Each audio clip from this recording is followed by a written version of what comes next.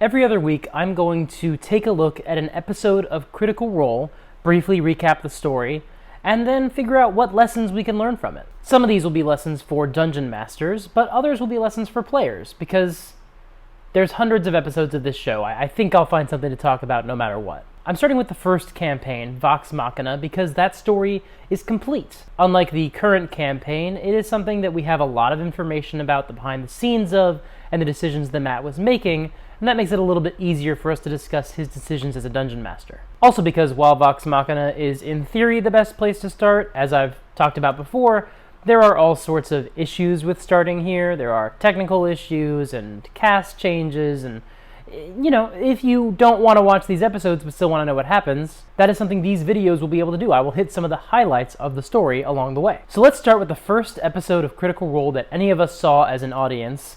Episode 1, Arrival in Kraghammer. Vox Machina was recruited by an ally of theirs to find a missing halfling paladin, Lady Kima. They go to the dwarven city of Kraghammer, they get their bearings, they meet a few of its more colorful characters, and they learn the dwarves have been dealing with unnatural creatures coming up from the mithril mines into the city. The mine's overseer, Nostoc Gracespine, tries to pretend that nothing is wrong when a pack of goblins and ogres comes rushing out of the mine, followed by a big scary monster. This big scary monster is made of other monsters that have been stitched together. In the final moments of the episode, Scanlan kills the monster, getting his first kill ever in the campaign, kind of proving that bards in 5th edition are a lot better than they were in any previous edition. So let's start with the lessons. Crosstalk is a part of every table, and with 8 players plus 1 Dungeon Master, it's always going to be bad. And especially for the first streamed game of a group of friends who've been playing at home for years, it's going to be a while before they fully train it out of themselves. But also, in this case, in the case of this specific episode,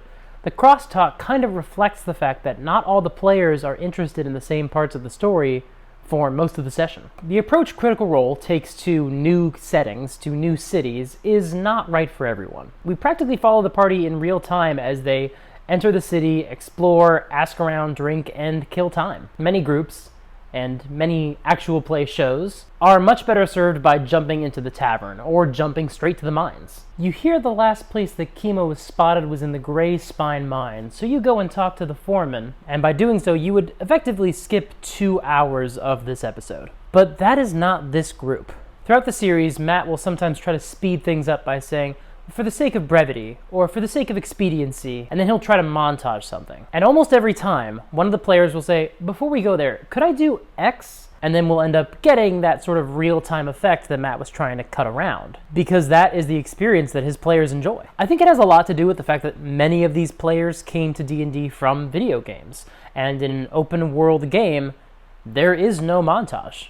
You just experience everything in real time. They don't think of this as a game broken into missions and cutscenes, it's all one narrative. Additionally, Kraghammer is very detailed, and they want to see more of it, because that's fun. But I think Matt made a mistake for his group. I don't think this is a mistake for anyone else's group necessarily, but for this group of players, I think he made a mistake. He put all of this effort into making Kraghammer feel real and authentic, but the adventure is not in Kraghammer. Now, I don't think that energy was wasted. In fact, I think he did it because he knew the party would want to explore the city a little bit. Taliesin probably wants to see what the inn is like, so Percy suggests, why don't we find a place to sleep? Oops, now the party's spending the night in the tavern. Grog asks about a local fighting champion, and Matt has an answer. Oops, now they have another NPC to talk to. Tiberius asks if there are any notable magic users in town, and they learn about the Thunderbrand family. Oops, now there's a side quest. This is all player-directed content, so it's fine. In fact, it's actually good that Matt had this information ready for them. He has that info ready because he did the prep work and made the city feel real. And it's good that his players are taking initiative in his games, that they are directing themselves to what they'd like to do, and that he, as a Dungeon Master, is honoring their choices. He could have said, no, there are no fighters, there are no wizards, but he wants to reward their ambitions. That's a good thing to do as a Dungeon Master. But frankly, from a storytelling perspective, just for a D&D story, not as a show, but as the D&D story, this could have been a small mining town, or even just a mine with some barracks where the miners sleep. There's nothing in the city beyond the mine that has anything to do with the adventure. Well, that's not entirely true. There is a threat to Kraghammer if what happens in the mines gets worse. But you could put the mine 2 miles away from Amon and get the same effect. But Do I really think this is a mistake? No, not necessarily. In fact, sometimes it's a lot of fun to just set your players loose in a new environment. Certainly the players have fun in this episode, but let's take a little look at how they actually spend their time in this episode. The first place they go, they are told where the mine is, and that monsters have been coming out of it. Less than 20 minutes of gameplay, and we basically have all the information we need. An NPC looks them in the eye and says twice, "Don't do anything stupid." But then an NPC says that Lord Greyspine, the head of the mining company, needs to be buttered up. So Grog goes and talks to the old man / fighting champion because maybe he can help. And he can. He sells wine. He sells them something that will be a fabulous gift. 30 minutes in, and they've bought a gift for Lord Greyspine. They have everything they need. Except then they ask where Lord Greyspine lives, because they forgot what they've been told. You will find Greyspine at the mines. I genuinely don't know from watching the episode if Matt realizes that's what's happening. They ask where the Lord lives, and I don't know if he realizes they're asking because they forgot they won't find him there. He will be at the mines. But if he did realize that, he has the good sense not to step in and correct them. He doesn't go, "Well, you actually remember she told you he would be at the mines." He doesn't know if they have some other reason for wanting to know more information about Greyspine Manor, something else they might want to accomplish. And if he does step in, it would pull them out of the story and say, "Hey, the DM wants you to go to the mines, go do that." That would be the opposite of what he should be doing, which is encouraging their immersion. The more questions they ask about the world and the setting, the more they are reflecting the fact that they're listening, they are paying attention. Even if they forget some details, they are invested. I've been laughing a little bit at some of the clips from Campaign 3 where they'll be asking specific street directions and how to get to certain locations, and Matt will be like, "How do I give them information that satisfies them while not drawing an entire map for my city? This is driving me crazy." And interestingly, going back and watching this episode, the same thing kind of happens. This is not a recent development. This is part of how they were playing their game ever since they've started streaming it, which is they want to feel like this is real, and part of that involves asking for directions. They don't really need to, but to them, that's what feels more authentic. And not stepping in, not guiding them back onto the more important information like he could have done in this moment, that's a valuable skill as a DM. It's something I still struggle with and something that I could definitely improve upon. I need to remember not to step in every time I see the players starting to wander off course, because it's their game. They should be able to go off course if they want to. That's the whole point. But anyway, they have the beginnings of a plan. Except Vex keeps asking what time it is. The players do this a lot. Again, this is a reflection of the fact that these players are very committed to the realism of the world. But in asking, she's basically saying she's more worried about interrupting Greyspine's dinner than she is in saving Kima. We'll come back to that in a minute. The players split up, they do some random stuff, and two of them stay at the inn and make comment cards for a bartender, or a server, I guess he is. This could be an early warning sign, a subconscious cry for help, that these players are trying to make their own fun because they don't know what else they're supposed to be doing right now. They don't know what else they're supposed to be interacting with. But on the other hand, this springs out of the fact that they are taking these NPCs seriously. This came from an interaction they had with the waiter who offered them a comment card, and Percy and Keyleth asked if he had any more. They could give them out to the rest of the characters, and he says, no, I only have the one. So they make more cards for him. They're treating the NPC like a real person, and the value of that is undeniable. This is not a Matt is such a good DM moment. Really, it's not. He just gave the character a little quirk as a joke. That's something that a lot of DMs do. This is something you could do at your table right now. But Percy and Keyleth are invested in the story, and they make him some more comment cards. But I suspect this is not something they would do. It's not something they would even suggest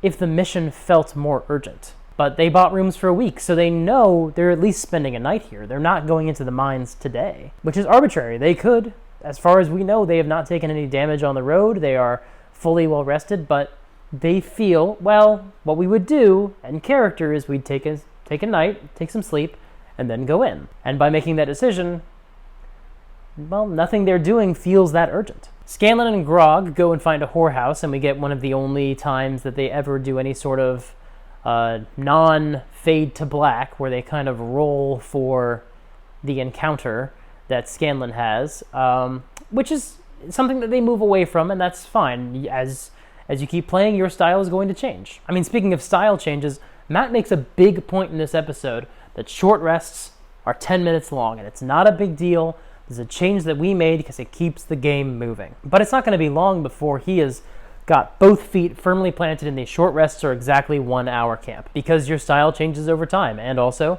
because he didn't, I think, fully understand the power of a short rest in 5th edition, and that hour is really beneficial. Vax and Vex scope out Greyspine Manor. They don't really learn a lot there. And Tiberius goes to House Thunderbrand to meet with the mages, but the magical defenses keep him out. And this is actually the reason why people say not to split the party. Well, okay, it's the reason I think is the most valid reason not to split the party. Because yes, you can split the party in a dungeon and end up dying because you've divided your resources, but like, actually, the real reason that maybe you should consider not splitting the party is because everything takes twice or 3 times as long. It takes a lot longer to get anything done because everything needs to be dealt with one at a time. You either do everything with Vax and Vex or you cut back and forth between them. Even though there's crosstalk happening like there would be at any D&D table, Matt is still just one guy, and he's the only one who can resolve what happens with each of these adventures and each of these side quests, so everything moves at the speed of Matt. The party splits into 2 missions, House Thunderbrand and the Greyspine Manor, and 2 fun little side fun flavor things, the Whorehouse and the comment cards. Because the party is so unfocused, Matt needs to keep stirring the pot to get their attention back at the table. Because their objective doesn't feel urgent, they're dicking around. So as soon as they're all back together at the tavern, Matt grabs them and shakes them. Hey, that fighting champion is going to fight your bear, Trinket. Y'all gotta do something about that. And now the party is, genuinely for the first time in a while, all paying attention to the same thing. Even though they don't go into initiative, almost everybody gets involved in one way or another, and they're able to resolve the situation without much violence. And this unsticks them. Matt Colville talks about this a lot on his channel. There's a difference between planning and debating and cyclical dialogue, where nothing is changing and they're stuck in that planning rut. If the party is unsure how to proceed, they don't know what to do, they're suffering from some analysis paralysis. In his example, orcs attack them, or something equivalent. The act of dealing with a combat situation changes gears in their brains. And once combat is over and they return to the story and they need to make that decision that they were wrestling with earlier, now they're in problem-solving mode. And before you know it, they're collaborating and they're making plans to execute their objective. The same thing happens here after they save Trinket from the tavern brawler. I think they still take a long rest, but it's dealt with very quickly. They visit Greyspine Manor, all of them, all together, visit Greyspine Manor. And of course, they are directed to the quarry to find the lord they're looking for, because that's what happened in the first 30 minutes of the game, and they're kind of doubling back to reach that point again. But the party doesn't want to feel like this is a wasted trip, so they ask if they can talk to the Iron Keeper, who is the member of the family who rules Kraghammer. I don't know what they're planning or hoping for, but I think they just want to feel like this was an effective use of their time. When they are denied this, Scanlan sneaks in. And here, they're spiraling a little bit again. Sam literally says he does not know why he's doing this. But I have a theory. He hasn't really gotten a chance to use his powers so far in the game. Vax got to sneak, Keyleth got to shapeshift and use some spells, Tiberius cast some magic and used his high persuasion, but the rest of them are kind of restless. So he turns invisible, sneaks into the house for a little bit, and then he leaves, having accomplished very little. So they go back to the mines and they meet the plot. Or, I mean, the NPC who runs the mines and who maybe they should talk to if they want to do the plot. Lord Nostock Greyspine. He agrees to let them into the mines to go and find Lady Kima, but he pretends like nothing else is going on, like there are no monsters. And before the party can have a chance to craft any plans, some alarm bells start going off. There is panic in the mine, people start running out, followed by goblins and ogres. And it is actually startling how much more alive and alert they seem once they roll for initiative. Because finally, they have a concrete objective. Finally, they have a glimpse at what is going on in the city, the reason that they are here at all. Not only that, but from a meta perspective, it's very wise that Matt chose goblins, because the cast just recorded these little recaps of their backstory, and Scanlan, in his backstory, had an encounter with goblins that left his mother dead. Because they just recorded that, that is pretty fresh for Sam. And what is the first monster to come out of the mine? It's goblins. And look who is suddenly very invested in this fight. The goblins and the ogres are actually a red herring, because they are running from another monster. A Naga, a giant evil snake creature that has been stitched together from multiple Nagas. It's like a 5-headed Naga made from 5 different Nagas. It's like an artificial Naga Hydra. Frankenstein monster thing. This is some wonderful foreshadowing, and it is a great introductory encounter for the adventure that they're going on. Because first, Matt shows us what is directly beneath Kraghammer: goblins and ogres. And then he shows what is beneath that, chasing them up, these artificial aberrations. It's almost like a core sample of the Underdark beneath Kraghammer, showing us just some of the monsters that they can expect to deal with. But it also establishes the central tension of this adventure. The dwarves might be at war with the creatures directly beneath them, but it seems now like that's only happening because of something worse below them. This gives the party something concrete to hold on to. The dangers are coming up from below Kraghammer, and soon the city will be dealing with more monstrous refugees, and maybe more aberrations. At last, the players know why they're here and what they're supposed to do. It's just kind of a shame it comes so late in the episode, but again, that's because of the way the party interacts with the world around them in this game. So we've learned a couple of things. We've learned that